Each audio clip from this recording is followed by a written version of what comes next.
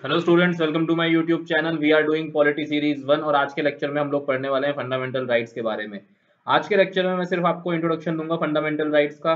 जो next lecture होगा उसमें आर्टिकल नंबर 12 और 13 डिस्कस करेंगे और उसके बाद वन बाय वन हम लोग सारे आर्टिकल्स को डिटेल में डिस्कस करेंगे जो भी फंडामेंटल राइट्स में आते हैं। और फंडामेंटल राइट्स जो है बहुत इंपॉर्टेंट टॉपिक है, prelims as well as mains के पॉइंट ऑफ व्यू से हर साल इससे अच्छे नंबर ऑफ क्वेश्चंस आते हैं पेपर के अंदर। यूपीएससी का बहुत ही फेवरेट टॉपिक है ये। और फेवरेट टॉपिक इसलिए ही बन जाता है क्योंकि हर साल फंडामेंटल राइट से जुड़ा हुआ कोई ना कोई केस सुप्रीम कोर्ट में पेंडिंग होता है जिसके ऊपर बहस चल रही होती है या किसी केस का नतीजा आता है।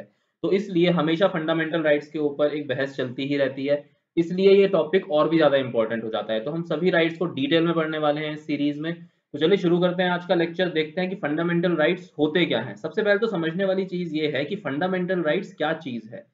एक आजाद मुल्क, कोई भी एक आजाद देश जिसको आप एक लोकतांत्रिक देश कहते हैं, एक गणतंत्र कहते हैं, उसके लिए फंडामेंटल राइट्स इतने इंपॉर्टेंट क्यों होते हैं? वो इसलिए होते हैं क्योंकि फंडामेंटल राइट्स एक ऐसी चीज है जो एक डिफरेंस क्रिएट करती है एक तानाशाही के बीच में और एक लोकतांत्रिक मुल्क के बीच में। अगर भारत के नागरिकों को रहने का, सोचने का, बोलने का, लिखने का अधिकार ही ना मिलता तो एक हमारी गुलामी में और हमारी आजादी में फर्क ही क्या होता? तो फंडामेंटल राइट्स ही वो चीज है जो हमें हमारी गुलामी और आजादी के बीच की वो लाइन ड्रॉ करती है कि जब हम गुलाम थे तो क्या हमारे पास नहीं था, और जब हम एक आजाद मुल्क बन गए, व्हेन वी बिकम इंडिपेंडेंट, तो हमें क्या नई चीजें मिली। तो फंडामेंटल राइट्स जो है वो उसका आधार है। ये सभी लोगों को, इंडियन कॉन्स्टिट्यूशन में फंडामेंटल राइट्स सभी लोगों को बराबरी से दिए गए हैं। इसका अर्थ ये है कि अगर एक अधिकार भारत के सिटीजन के लिए है तो वो भारत के सभी सिटीजन्स के लिए है, वो भारत के सभी नागरिकों के लिए है। ऐसा नहीं है कि असम के नागरिकों के लिए अलग कानून बनेंगे और भारत के नागरिकों के लिए अलग राइट्स होंगे। ऐसा सॉरी, असम के नागरिकों के लिए अलग राइट्स होंगे और हरियाणा के नागरिकों के लिए अलग राइट्स होंगे, ऐसा कुछ नहीं होगा। हम सब भारत के ही नागरिक हैं। यहाँ पर हरियाणा के नागरिक, असम के नागरिक, महाराष्ट्र के नागरिक, गुजरात के नागरिक जैसा कोई कंसेप्ट नहीं है। सब एक ही देश के नागरिक हैं, भारत के नागरिक हैं, और जो अधिकार एक भारत के नागरिक को मिलता है वही अधिकार सभी भारत के नागरिकों को मिलता है। दूसरी चीज, अगर कोई ऐसा अधिकार है, अगर कोई ऐसा फंडामेंटल राइट्स है जो भारत के नागरिकों के अलावा और भी लोगों को, जैसे कि फॉरेनर्स हो गए या कॉरपोरेशंस हो गई, उनको दिया जाता है, तो वो सभी को बराबरी से दिया जाएगा। अगर वो अधिकार एक फॉरेनर को मिलता है तो वो सभी फॉरेनर्स को मिलेगा। तो ये सारी चीजें हैं कि फंडामेंटल राइट्स सभी लोगों को इक्वली मिले हुए हैं। अच्छा, फॉरेन वाले में थोड़ा सा क्लासिफिकेशन होता है, फ्रेंडली एलियंस और एनिमी एलियंस का, वो मैं आपको आगे क्लियर कर दूंगा जब हम लोग फंडामेंटल राइट्स को डिटेल में आर्टिकल बाय आर्टिकल डिस्कस करेंगे। तो आइए देख लेते हैं कि फंडामेंटल राइट्स क्या चीज होती हैं। Fundamental rights are defined as the basic human rights of all the citizens. Basic human rights, आम आदमी को जो अधिकार होने चाहिए, आम मौलिक अधिकार, उन्हें क्या क्या कहा गया है? Fundamental rights. कौन से पार्ट में दिया गया है? ध्यान रखिएगा, part 3 of the constitution, article number 12 से लेकर आर्टिकल नंबर 35 में फंडामेंटल राइट्स हैं। लेकिन एक चीज है कि 12 और 13 में कोई राइट नहीं है। आर्टिकल 12 में डेफिनेशन ऑफ स्टेट है और आर्टिकल 13 में डेफिनेशन ऑफ लॉ है। वो मैं बता दूंगा आपको जब डिस्कस करेंगे हम सारी चीजें डिटेल में। उसके बाद कहाँ से लिए गए हैं, कहाँ से इंस्पायर्ड है? अमेरिकन कॉन्स्टिट्यूशन में जो बिल ऑफ राइट्स है उससे इंस्पायर्ड है ये। इनको कहा जा सकता है कि ये मैग्ना कार्टा ऑफ इंडिया है। मैग्ना कार्टा क्या है? मैग्ना कार्टा एक चार्टर डॉक्यूमेंट है ब्रिटेन का जिसमें पॉलिटिकल लिबर्टीज दी हुई हैं। ये 1215 में आया था ये डॉक्यूमेंट, ठीक है। उसके अंदर ब्रिटेन का डॉक्यूमेंट है जिसके अंदर पॉलिटिकल लिबर्टीज दी गई हैं।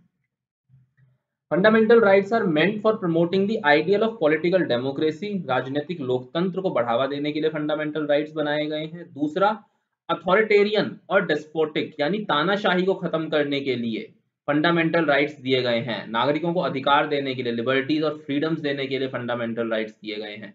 अगर फंडामेंटल राइट नहीं होंगे तो एक तानाशाही में और एक डेमोक्रेसी में कोई फर्क होगा ही नहीं। फिर तो जैसी तानाशाही वैसी ही डेमोक्रेसी। जब नागरिकों के पास अधिकार ही नहीं है कुछ करने का, कुछ बोलने का, सोचने का, अपना पेशा, अपना मनपसंद प्रोफेशन चुनने का, तो फिर फर्क क्या रह जाता है एक तानाशाही में और एक लोकतंत्र में? तो चलिए आगे देखते हैं कौन कौन से फंडामेंटल राइट्स हैं। 6 फंडामेंटल राइट्स हैं हमारे पास। Right to equality article number 14 से 18 में दिए हैं।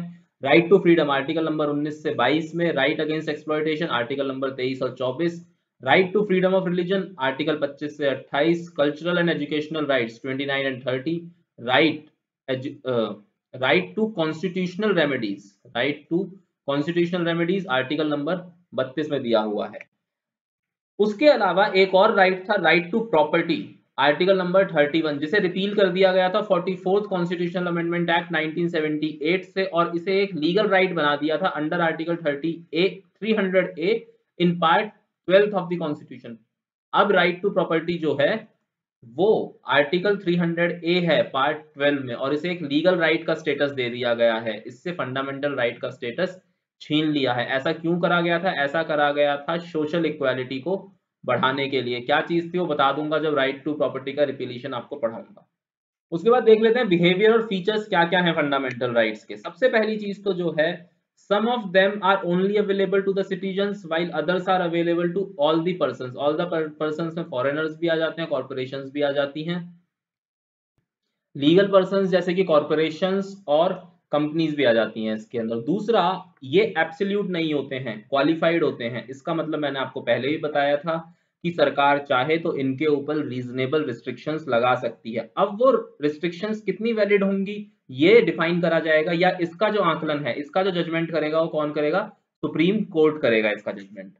पार्लियामेंट जब चाहे फंडामेंटल राइट्स के ऊपर सर्टेन रिस्ट्रिक्शंस इंपोज कर सकती है, रीजनेबल रिस्ट्रिक्शंस। जैसे अभी जब कोविड था तो लोगों के बाहर निकलने पर पाबंदी लगा दी गई, लोगों के घूमने पर पाबंदी लगा दी गई। तो एक किस्म से क्या था, ये फंडामेंटल राइट्स के ऊपर रीजनेबल रिस्ट्रिक्शन थी। और ये क्यों करा जाता है? ताकि कहीं इंडिविजुअल लिबर्टी यानी एक अभिव्यक्ति की आजादी जो है वो सोशल नुकसान ना करे, यानी एक समाज का नुकसान ना कर दे। अब आपको अधिकार है अपनी मर्जी का प्रोफेशन चुनने का, और आप बन जाते हैं शूटर। शूटर भी वो वाले शूटर, शार्प शूटर वाले शूटर, ठीक है, वो ओलंपिक वाले शूटर नहीं, मुंबई वाले शूटर, ठीक।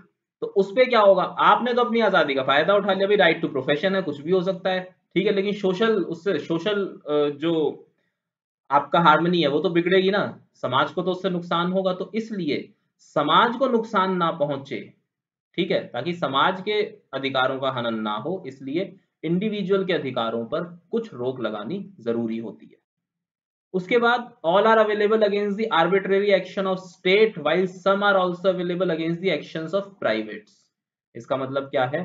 सभी फंड अगर स्टेट यानी सरकार किसी भी फंडामेंटल राइट का हनन करती है तो उसके अगेंस्ट आप जा सकते हैं कोर्ट में। और अगर प्राइवेट्स कुछ अधिकार ऐसे हैं जिनका उल्लंघन अगर प्राइवेट्स करते हैं तो उसके लिए भी आप कोर्ट में जा सकते हैं।